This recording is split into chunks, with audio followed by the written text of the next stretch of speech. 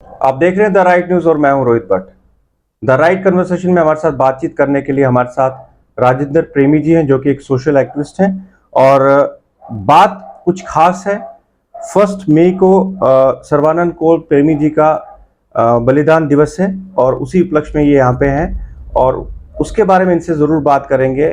सबसे पहले राजेंद्र जी, आपका स्वागत है द राइट न्यूज में। बहुत बहुत धन्यवाद आपका। आपकी चैनल जो बहुत अच्छा काम कर रही है, दोबारा से व्यक्तिगत तौर पे सराहने की कोई ज़रूरत नहीं है। जी जी। और ये इसकी भी आवश्यकता नहीं है कि मैं आपको बार बार धन्यवाद देता रहूं, जी। क्योंकि आप जो काम कर रहे हैं और जो हम देख रहे हैं वो तो काबिल सराहनीय है। और इसमें हम लोगों को, जितनी भी हमारी विस्थापित आबादी है, पॉपुलेशन है, देश के किसी भी प्रांत में है या विदेश में है, वो इसको देखते हैं, इसको सुनते हैं जी। और सीरियसली इस जो आप मुद्दा उठाते हैं उस मुद्दे के साथ सब लोग जुड़ जाते हैं। और इस बात की खुशी मुझे व्यक्तिगत तौर से ज़्यादा होती है। जी। इस बात के लिए आपका धन्यवाद। धन्यवाद राजेंद्र जी। ये हम जानना चाहेंगे कि हर साल आप ये कार्यक्रम करते हैं, क्योंकि जितना बड़ा सेक्रीफाइस सर्बानंद कौर प्रेमी जी का रहा है अपने समाज के प्रति, वो 1 मई को वो दिन फिर से आ रहा है और आप इसे यहाँ पे करने वाले हैं, उसके बारे में जरूर बताइए। देखिए, अंग्रेजी की तिथि थी ये 1 मई को। इस दिन मेरे पिताजी के साथ में मेरे छोटे भाई भी जी। शहीद हो गए और ये उनकी शहादत से काफ़ी लोग बच गए, ऐसा मेरा व्यक्तिगत मानना है और काफ़ी लोग इसको मानते हैं। हुआ यूं कि जब चुन चुन के कश्मीरी पंडितों को टारगेटेड किलिंग्स की जा रही थी, तो मेरे पिताजी ने इन किलिंग्स के ऊपर अपना रिस्पांस देते हुए, रिएक्ट करते हुए इसको कंडेम करते रहे। और जितनी भी वहाँ पे उस समय की पॉलिटिकल पार्टीज थी वो इससे बहुत अपसेट हुए। जानना चाहेंगे कि आपको क्या लगता है कि उस टाइम पे जो स्टेट में सरकार थी, क्या वो जिम्मेवार है? उसके बारे में क्या कहेंगे आप? इसमें केवल सरकार ही जिम्मेवार नहीं है, उस समय की जो मेजॉरिटी कम्युनिटी के लोग थे और जो सीना पीटा करते थे कि भाई हम यहाँ पे आपकी सुरक्षा के लिए हैं, आपके रक्षक हैं, हमारे पड़ोसी, वो लोग तो सबसे पहले थे। किसने टिकलाल टिपलू की आइडेंटिफिकेशन की थी? 2 टेररिस्ट सामने बैठे थे, दोनों ने गोलियां बूट डाली। और एक दिन पहले ही उनके लोग उनसे मिलने के लिए जो आए थे, उन्होंने कहा था कि टिकलाल जी ने कि कोई गोली ऐसी नहीं हुई है आज तक कि जो मेरे सीने को पार करेगी।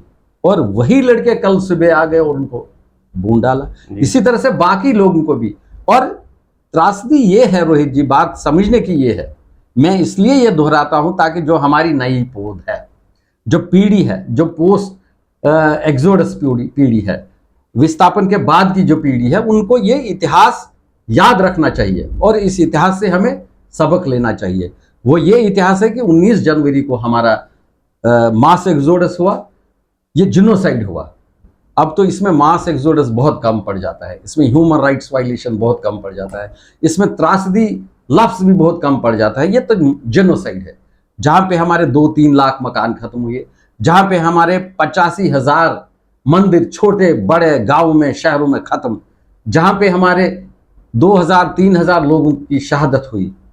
तो अगर इसको आप जेनोसाइड नहीं कहेंगे तो और क्या कहेंगे?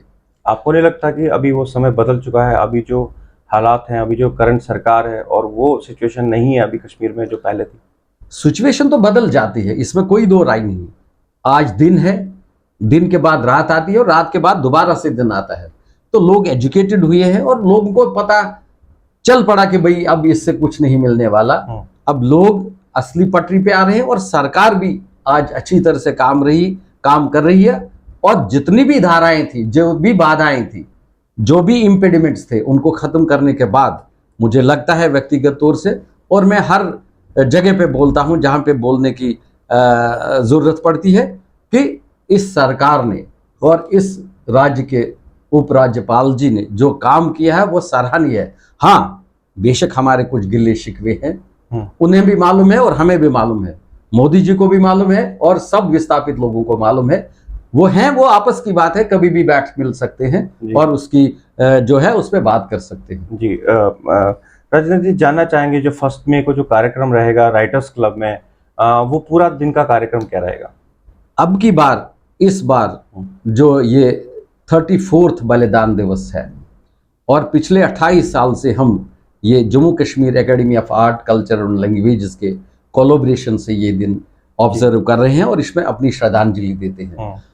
बेसिकली ये एक राइटर्स मीट होता है, राइट, श्रद्धांजलि के रूप में राइटर्स मीट होता है, जहाँ पे इनके पिताजी के करे हुए काम, चाहे लिटरेरी काम हो, चाहे सोशल काम हो, चाहे देश के लिए काम हो, और भी बाकी काम उन्होंने किए हैं, तो उसके प्रति हम उनका आभार व्यक्त करते हैं। और उनके जितने भी काम करे हुए हैं लिटरेचर में, लैंग्वेज में, बाकी चीज़ों में, तो उनकी प्रशंसा की जाती है और उसको उनसे मार्गदर्शन लिया जाता है। और सब लोग इकट्ठे होकर इस दिन को हम श्रद्धांजलि देते हैं, जो इस दिन शहीद हुए हैं सर्वानंद कौल प्रेमी, मेरे पिताजी और मेरे भाई वीरेंद्र कौल जी। जी। और आज ये 34वां बलिदान दिवस के उपलक्ष्य में जो कार्यक्रम हो रहा है पूरे दिन का होगा है। आज तक चीफ सेक्रेटरी साहब का आना कंफर्म तय है और उसमें सरकार के कई बड़े आला ओहदेदार भी उन्होंने कंफर्म किया है आने के लिए, और कश्मीर से भी कुछ लोग आ रहे हैं। और पहली बार मैं आपसे ये खबर साझा करते हुए मुझे अच्छा लगता है कि मेरे कुछ मित्र, मेरे कुछ लोग जो कश्मीरी हैं और नॉन कश्मीरी भी हैं, दिल्ली से भी आ रहे हैं और मैं उनका भी धन्यवाद करता हूं। आज के इस दिवस में हम 2-3 लोगों को जो कम्युनिटी में उन्होंने आर्ट, लैंग्वेज और लिटरेचर में काफ़ी अच्छा योगदान किया है और काफ़ी काम सराहनीय किया है, उन लोगों को हम सम्मानित कर रहे हैं। कौन कौन है वो नाम, वो आपको वहीं पे पता लगेगा। और मुझे लगता है जो सम्मानित किए जाने वाले लोग हैं, उनका योगदान है, उनके काम के लिए हम उनको सम्मानित कर रहे हैं। और मैं कल्चरल एकेडमी से एक बार, अभी आज मेरी मीटिंग उनसे हुई तो मैं उन्हें कहा कि मेरे पिताजी के उस पे एक ये इंस्टीट्यूट, अवार्ड इंस्टीट्यूट किया जाना चाहिए, और वो विचाराधीन है। और मुझे लगता है कि चीफ सेक्रेटरी महोदय जब आएंगे तो वो उसमें ज़रूर अपना निर्णय, अगर कुछ वो ऑन स्पॉट लेना चाहेंगे तो ये उनके ऊपर है। जो मेरे पिताजी का कल्चर में, लैंग्वेज में और लिटरेचर में उनका योगदान है, और उसमें उनको कोमोमरेट किया जाना अभी बाकी है अच्छी तरह से, मुझे लगता है। इसलिए नहीं मैं उनका बेटा हूं, नहीं, मैं उनका पाठक भी हूँ, प्रशंसक भी हूँ, क्योंकि पिछले 2-4 साल में मुझे कश्मीरी जो हमारे पंडित, विशेष तौर से हमारे लिटरेरी फिगर रहे हैं, मैंने उनको पढ़ना शुरू किया है। मैंने काफ़ी पढ़ा है, उसमें मुझे 2-3 लोगों की पोइट्री विशेष तौर से बहुत दिल में उतर गई है, और उसमें मेरे पिताजी की 1-2 नज़में मुझे ज़्यादा मेरे दिल के करीब है। हमारे वासुदेव रेह जी है, भगवान उनको लाख लाख बार स्वर्ग में जगह दे, उनकी एक पोइम ने मुझे बहुत बहुत गदगद कर दिया है। एक कश्मीरी पोइम लिखी है उन्होंने, होशा होश, और ये होशा होश मुझे लगता है हमको कम्युनिटी में अपना कम्युनिटी सॉन्ग बनाना चाहिए इस पोइम को। दाय मेनी आमन शहरन होशा होश, आलो म्योन ये खासन आमन होशा होश। ये होशा होश इतनी पोइम है, जागृत करने वाली पोइम है। मुझे लगता है कि जितने भी हमारे कश्मीरी पंडित युवा पीढ़ी के हैं, उनको ये पोइम पढ़नी चाहिए और इसको समझना चाहिए। बिल्कुल। हम आपसे ये भी जानना चाहेंगे कि सर्वानंद कौल प्रेमी जी की बहुत सारी ऐसी कविताएं हैं जो बहुत ही फेमस रही हैं, जिन पे गाने भी बने। एक कोई ऐसी कविता जो आपके बहुत करीब? उनकी कविताएं जो मैंने विस्थापन में पढ़ी है और पिछले 2-4 साल ही मैंने पढ़ी हैं, तो मैं बहुत प्रभावित हुआ हूँ। मुझे लगता नहीं था कि मेरे पिताजी की इस लेवल की, इस स्तर की ये कविताएं होगी। उन्होंने ताजमहल के ऊपर एक पोइम लिखी है, थोड़ा सा वो तो वर्ल्ड फेमस हो गई है। और उनकी एक गजल जो मेरे दिल के बहुत करीब है, दिलन मंज शजर तय पजर आसे है, दिलन मंज शजर तय पजर आसे है, अछन मंज ते लोलच नजर आसे। जैसे आज हमें सभ्यता सिखाई जाती है, आजकल तो कोई घरों में एल्डर लीडरशिप खत्म है, एल्डर गाइडेंस खत्म है, कोई सिखाने वाला नहीं है। लेकिन इस गजल के माध्यम से, इस कविता के माध्यम से हमारे बच्चे बहुत कुछ सीख जाते हैं, सीख सकते हैं। तो कहने का ये मतलब है, शायर कहता है, कवि कहता है कि हमारे दिलों में प्यार होना चाहिए, मोहब्बत होना चाहिए, एक दूसरे के प्रति शजर होना चाहिए। ये भगवान जी ने भी यही, भगवान गोपीनाथ ने भी यही बात कही है, शजर साजर तो पाजर। जिसके दिल में ये तीन चीजें होंगी उसको कोई दुनिया की कोई ताकत उसे हिला नहीं सकती, डरा नहीं सकती, धमका नहीं सकती। लेकिन ये दो चार चीजें होनी चाहिए। और उनकी एक गजल का एक शेर जो मुझे बहुत ही अच्छा लगता है, हालांकि उन्होंने कवि तो लिखता है, उसे खुद भी मालूम नहीं मैं क्या लिखता हूं। जैसे रविंद्रनाथ टैगोर ने कहा है कि मुझे भी मालूम नहीं कि मैंने जब गीतांजलि लिखी, और पद्मा एक नदी है कलकत्ता में, दरिया पद्मा, उसमें वो बैठे थे, तो वहीं पे जो उन्होंने कविताएं लिखी हैं वही उसी किताब को उन्होंने गीतांजलि का रूप दिया, और उसी पे नोबेल प्राइज आ गया। और यही है कि जब शायर या कवि लिखता है उसे मालूम नहीं होता कि मैं लिखता हूँ क्या हूँ, लेकिन पढ़ने वाले के ऊपर यह डिपेंड है कि वो इससे कैसे। और कहा जाता है कि जहां न पहुंचे रवि वहां पहुंचे कवि, रवि भी वहां नहीं पहुंच सकता जहां कवि। और ये जो उन्होंने लिखा है, चितमा लोगुत मुद देवाना मेनी पट, चितमा समखुई ठग भगवाना मेनी पट। क्योंकि आजकल के लोग जो हैं चाहते हैं कि कब उसका जेब खत्म हो और मेरा जेब भर जाए, क्योंकि ये कलयुग है।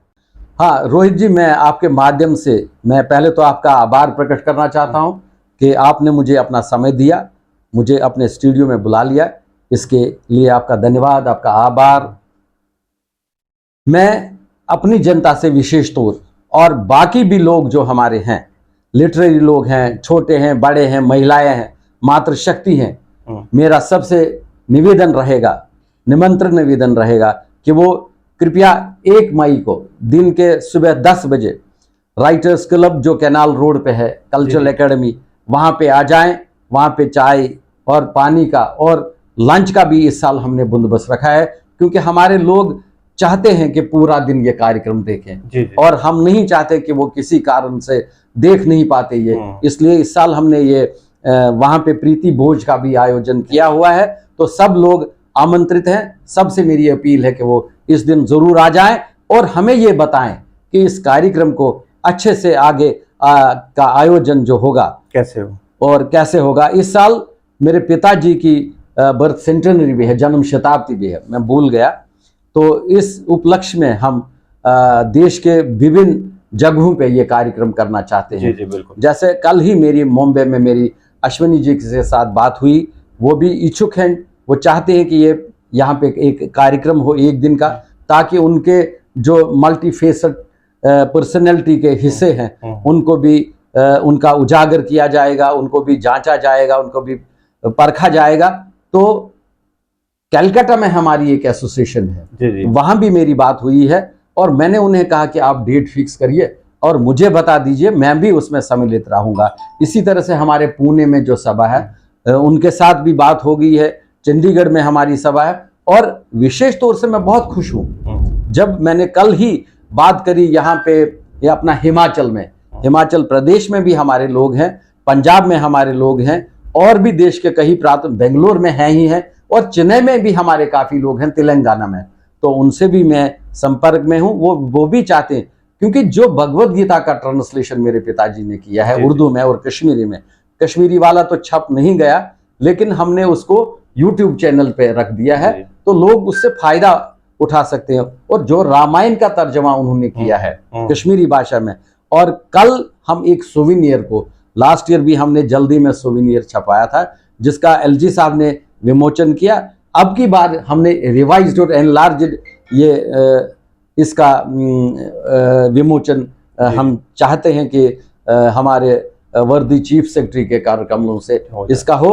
तो इसके लिए भी मैं आप सबका धन्यवाद करना चाहता हूं, और सब लोगों से विनती है कि वो इस दिन पे आ जाएं और श्रद्धांजलि सभा में अपना योगदान दें। बिल्कुल, बहुत बहुत धन्यवाद राजेंद्र जी आपका। और मैं फिर से अपने दर्शकों को एक बार बताना चाहूँगा कि 1 मई को राइटर्स क्लब अभिनव थिएटर में 10 बजे से कार्यक्रम शुरू होगा, फुल डे कार्यक्रम होगा। आप सब आमंत्रित हैं, आप ज़रूर आइएगा, क्योंकि इस कार्यक्रम में आना अपने नसीब की बात है, बहुत ज़रूरी है सबके लिए।